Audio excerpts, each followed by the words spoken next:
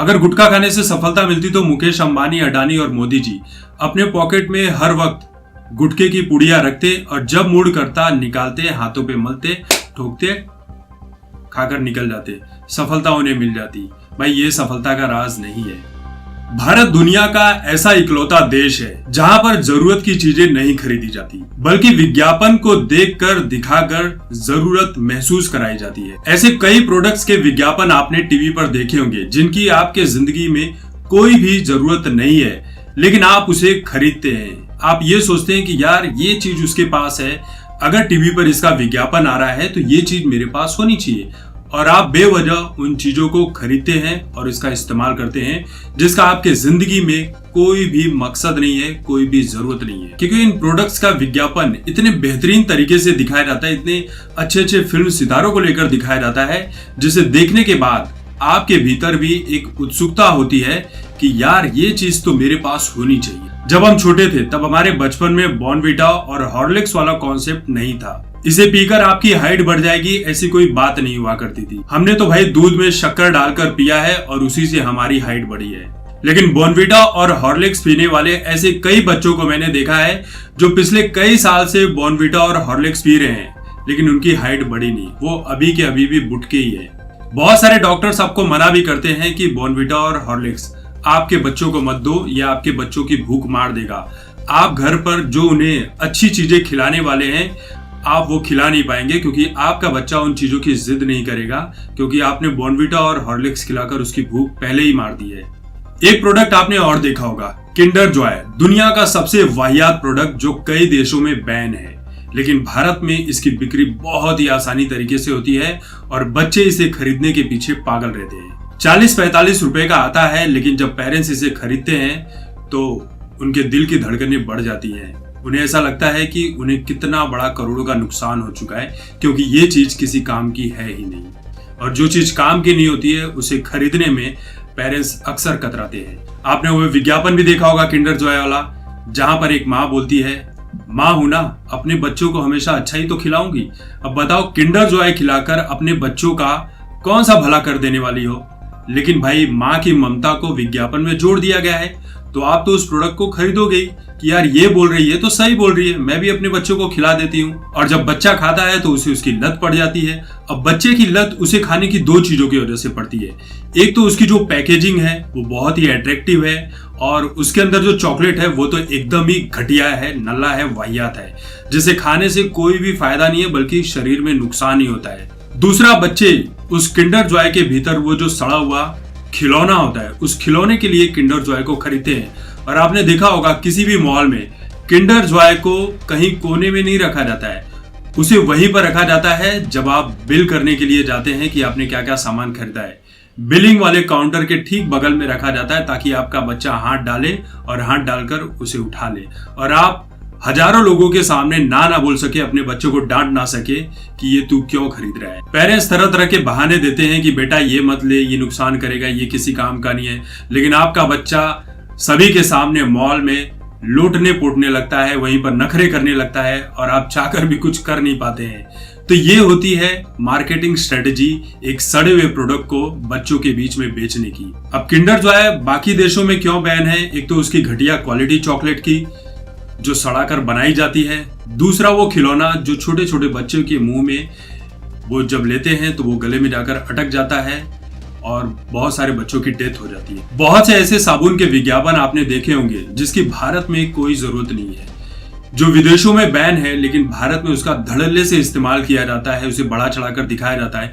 जबकि हमारे यहाँ पर हम इंसान नहाते हैं उन साबुनों से, लेकिन फॉरेन कंट्रीज में उन्हीं साबुनों से कुत्तों को नहलाया जाता है, गाय भैंसों को नहलाया जाता है। ये रियलिटी है, आप इसे चेक कर सकते हैं। इन सभी प्रोडक्ट्स का विज्ञापन उन कलाकारों से करवाया जाता है जिन्हें लोग भगवान मानते हैं।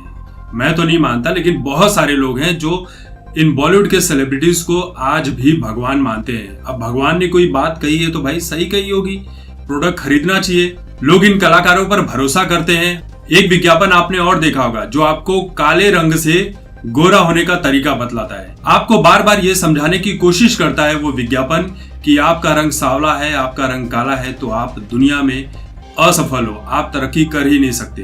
तुम अमीरों और गोरे रंग वालों के बीच में बैठने के लायक नहीं। तुम समाज की सबसे गिरी हुई प्रजाति हो।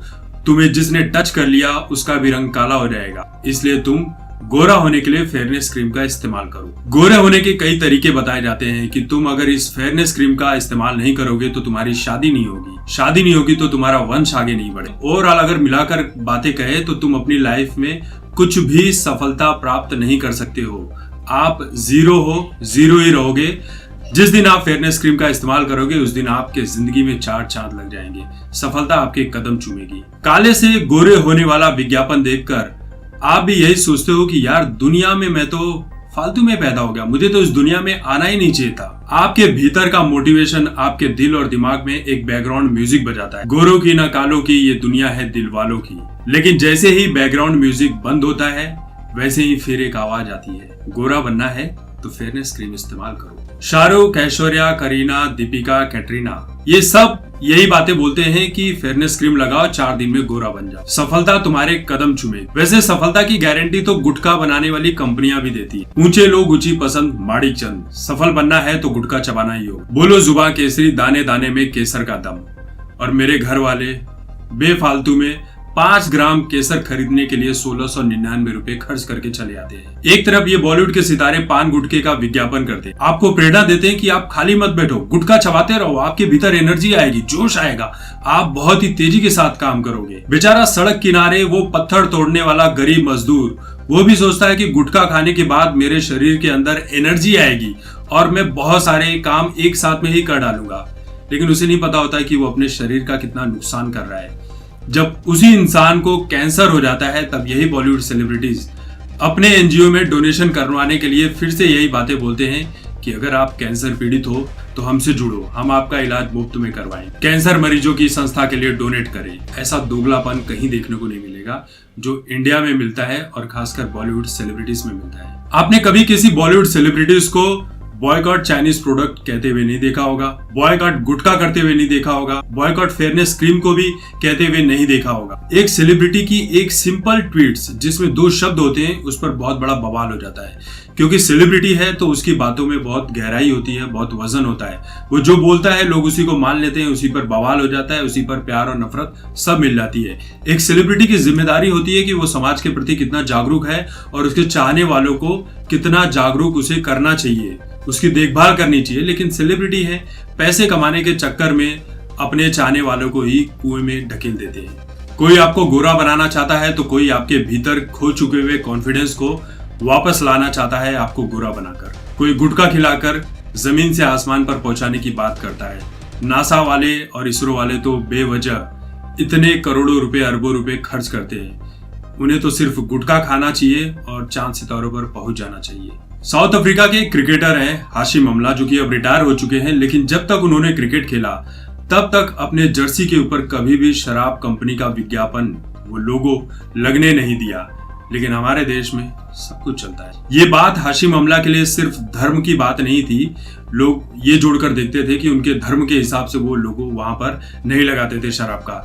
लेकिन बात ये थी कि वो अपनी एक सेलिब्रिटी, एक शख्सियत होने के नाते भी अपनी जिम्मेदारी समझते थे कि मुझे इस चीज का विज्ञापन नहीं करना है जो समाज के लिए खतरा है।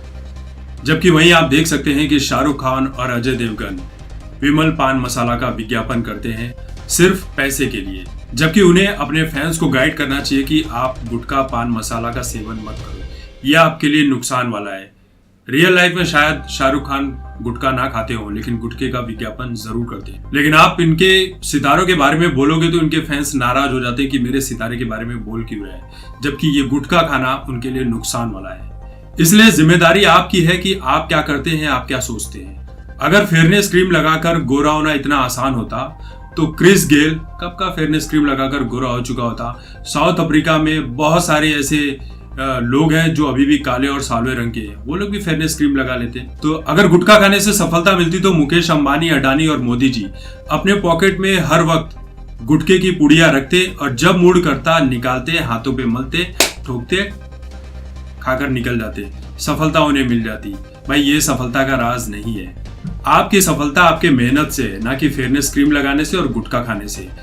भारत सबसे बड़ा मार्केट है और भारत में जागरूकता की बहुत कमी है। इसलिए जो लोग बॉलीवुड सितारों को इस्तेमाल करके अपना प्रोडक्ट बिकवाते हैं वो नहीं जानते कि वो इस देश का कितना नुकसान करे, लेकिन नुकसान की सोचता कौन है? उन्हें तो पैसे से मतलब है और पैसा ही सब कुछ होता है। तो दोस्तों, आप जागरूक बनिए, आपकी जिम्मेदारी या आपकी जान आपके हाथों में है। इस वीडियो को लेकर आपकी जो भी राय है कमेंट करके जरूर बताएं। तब तक देखते रहिए आपकी बात मुकेश के साथ। धन्यवाद।